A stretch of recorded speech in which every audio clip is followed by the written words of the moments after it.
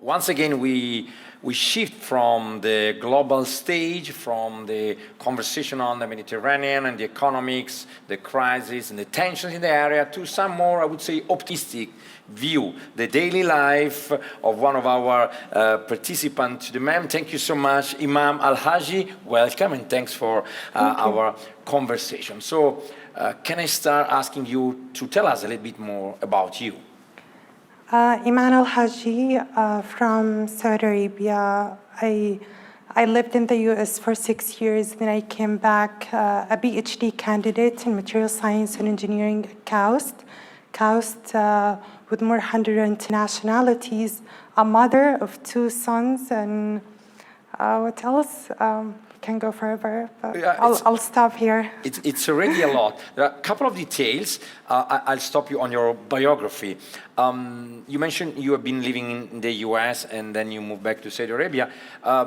You're studying, you're researching as a PhD student and a candidate in a big campus.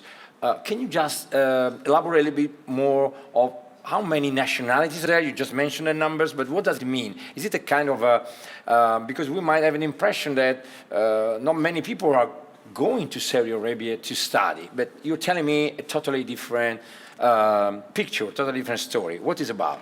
Yeah, let me tell you the case of the organization that I founded, Students for Sustainability, where we advocate for sustainable development.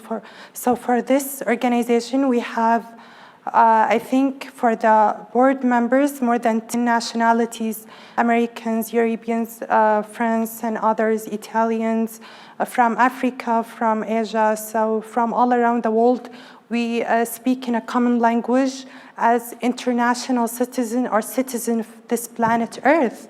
At the end, we share one planet, and there is no planet B, right? Yeah, absolutely, yeah. And why you wanted to start this kind of student group that is focusing on sustainability on the only planet we have?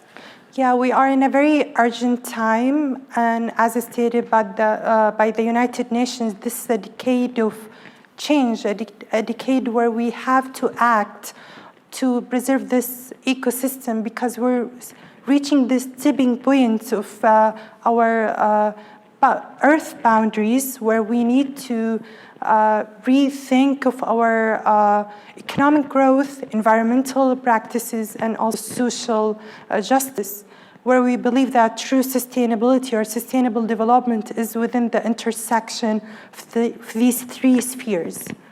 That's very interesting that it's coming from a country that has been for long the biggest oil producer in the world. It's competing with the US, but anyway, one of the biggest for years, forever. So, and actually you are living and studying in a country that is maybe already thinking, but it has to think about the post-oil society, post-oil economy. Are you working on that? Yes, I'm currently doing nano-carbon materials research for energy storage, where batteries for smart grids, for renewables, for electric vehicles. So definitely there is a huge potential and a huge investment on this sector. We see with mega projects like NEOM, other things, the country definitely is shifting to renewable energy and wants to be a leader in that sector as well. So, and we have to act fast, not just like in a strategic plan, and to move forward as well.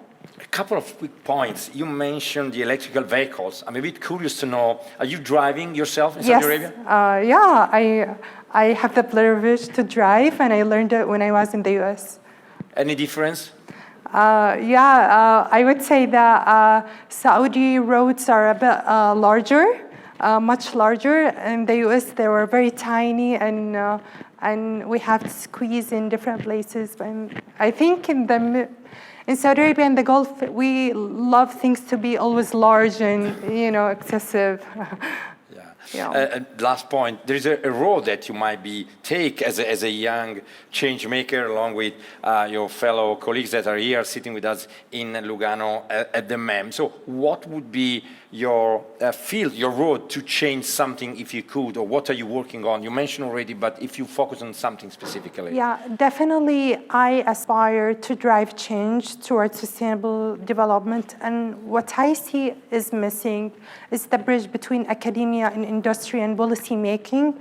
So my dream job is to link them and to make better strategic decisions for the future, linking the intellectual minds with the political minds and industrial minds.